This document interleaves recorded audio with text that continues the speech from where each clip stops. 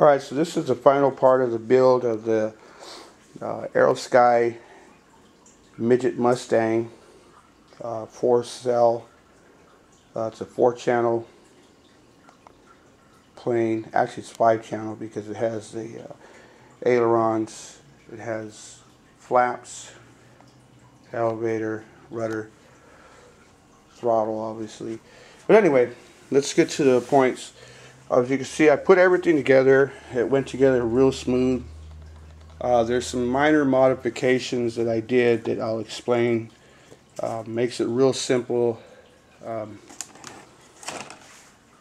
And hopefully Aerosky will see this and they will add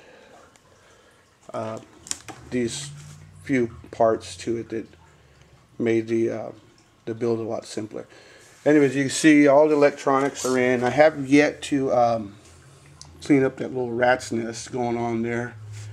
And there's battery compartment. And that thing's real snug. I like that. It's almost a little too snug. You got to kind of wiggle the battery out. And you can see this is a 3000 milliamp. And it hugs that thing. I mean, it's in there. So, enough said. All that's completed, front to back. Looks good. One thing I don't really like, and that is this gap here. That's the way it fits. I mean, it's in there, but I really wish that they would do something where they put this a little closer to where it cups that and hides that overall, so it doesn't really, you don't see that. But aside from that, I mean, it looks nice. It's a nice plane. So I mentioned yesterday that this plane did not have a steerable tail assembly. It does, and as you see right here, these control lines are what do that. It's kind of like a push-pull kind of thing. So when you see where they're secured on each side of the rudder. So as the rudder moves, it basically just pulls the tail wheel around. So anyway, that's the look of it. As we pan down, we get to the servos. You got the ailerons, flaps on both sides. One thing I had problems with, and I really worked at it, and that is this seam here. It's quite open. I'm going to tape that off later today with some red tape. That's the way it meshes. It just sits perfect. I mean, it's on there. It's not coming off. Just that gap's a little exaggerated, and I don't really like that. So one of the most important things I did was, because these lexan little strengtheners, these fasteners, that piece of plastic, clear plastic lexan, it can actually crack if you over tighten these screws. So what I did was I added some washers to the screws that don't come with the kit to displace some of that, so it won't stress this lexan and crack. Because if you torque these down too much without the washer, it starts to actually eat into the lexan and it could crack. So that's what I did. I added washers. That's literally the only big modification I did, and I recommend prior to installing the wings that you check each hole that accepts these screws, and just run the screws down through them, make sure they're clean. One had some epoxy in it that I had to clean out. It's no big deal. It's not a complaint. Just, you know, that's just, you know, sometimes you get those situations. So something to think about for you guys. Another thing is to always flex your elevator, your flaps, your ailerons. Flex them around a bit before you tighten down the servos, so they don't bind. And I'm not sure, and I'm only assuming that they improved this.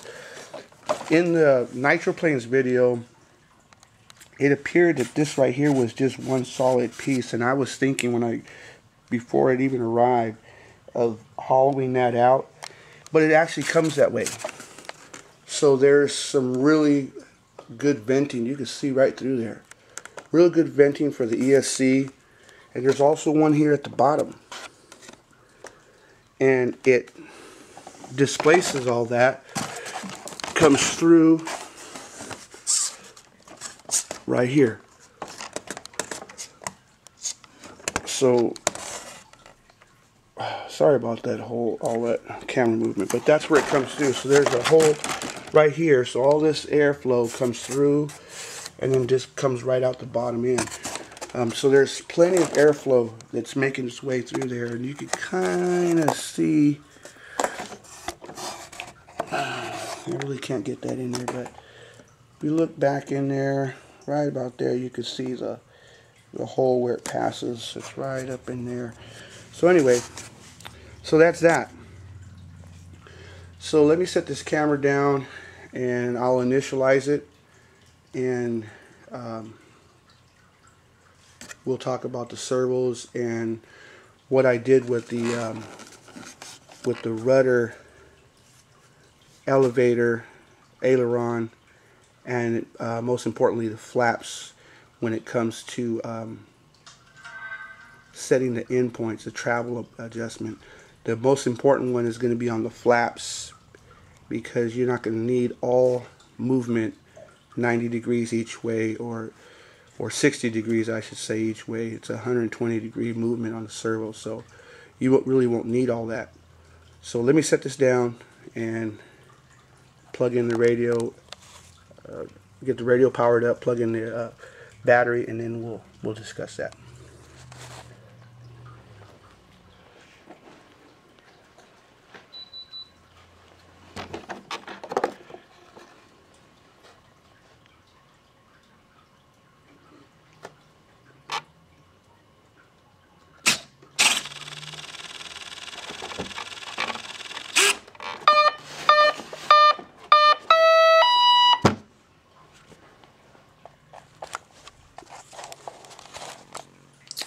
Okay, I left the battery out so you can see the movement.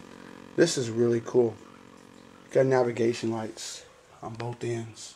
Red on the left and green on the right. So that's really cool. I dig that. My blind self, I'm going to need that. Anyway, you have to make adjustments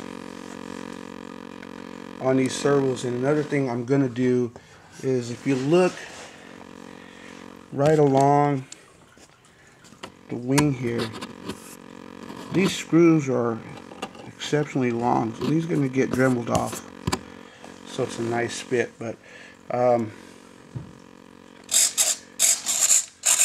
it's at full throw.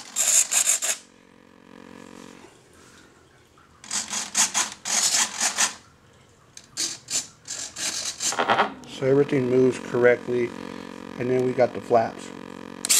Look at the throw on that. Holy smokes! That's got some serious throw. Let me see if I can tuck this in. I'm trying to do this while holding the camera. I'm one guy that complains when I see videos, guys that are holding the camera and trying to do things with one hand. And I end up doing the same thing. So please forgive me. Okay. So we're going to turn this upside down, and we're going to talk about this here. These are the flaps. And what I did was, I literally had to go into my endpoints and adjust them. And as of right now, I have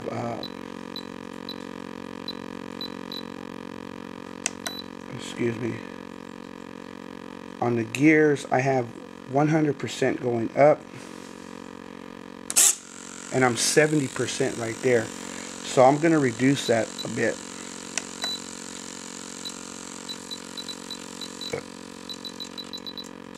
Just to get rid of that hum. You don't want to overdrive your servos. So right about there, I'm at 35%. And there's no more hum, no binding. And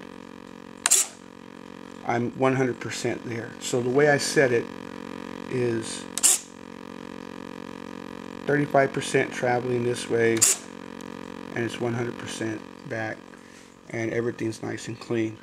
As far as the ailerons, what I did was I set them as close to center as possible, so I don't have any kind of sub trim in there.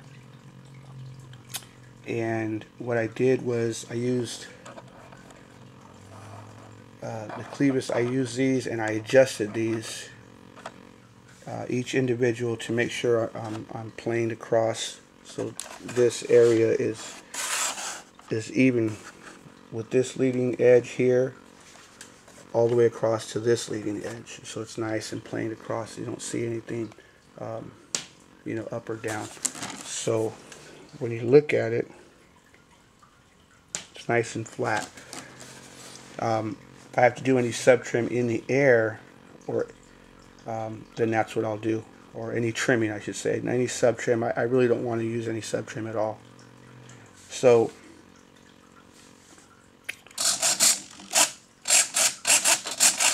ailerons travel really nice. Elevator, and then rudder.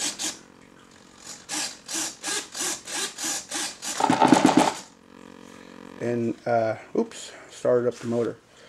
So basically that's what I did. I mean, it's a pretty simple, straightforward installation. The build is really easy. Absolutely no gluing. That's the great part about it. The only thing I glued was that little pilot because it was shaking, it was loose. What I'm going to do here is I'm going to put red tape along this. I'll red tape this. I put up some packing tape over these just to kind of help it a little bit. They kind of stick out ever so slightly, maybe a millimeter. It's not a lot, but I just put that across here just to add, just in case they come loose or they want to pop off. But all this is going to get red tape over it, so this will all be gone. This seam right here I'll tape over, and if you have the same issues, you could do the same. Right here I'm going to probably leave that. If it starts to annoy me, just looking at it, I'll sand those down, these covers. You can see a slight little edge there, or I might just put some red tape just to hide them. But I mean, it's not that big of a deal. But you know, to some of the guys that I fly with, they're older gentlemen and they're sticklers for detail. They'll look at that. Oh, look at, you got the, you know, your landing gear cover is exposed. It doesn't look good. I mean, and with their old eyes as well as mine, you can't see it in flight. But like I said, I'll change that out. Again, that little rat's nest, I'm going to clean that up. I don't like to see stuff like that. And that's pretty much it. Adjusting these rudder and both the elevators here was real simple. Simply loosen these up with an Allen wrench, the top, slide them through. Servos are pretty much the way they came. I didn't recenter them. I probably will, because if you look at the locations, these are relatively close. This one's not. and it might affect throw overall, so I might change this one, remove this, and try to get it centered. And if I have to use any sub trim to get them all equal, where they're right directly in line with each other, I might do so. And then that's about it. But overall, I like this plane. I like the way it looks. I like the way it came together. I just hope that Aerosky will correct these right here. These screws are just too long. They're just way too long. I mean, look at that.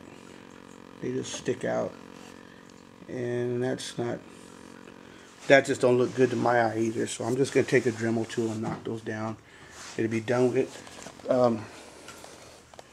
This is the final thing. My little canopy guy, he's good to go. So that's it, guys. I hope you enjoy it, and I'll get a flight video up for you guys.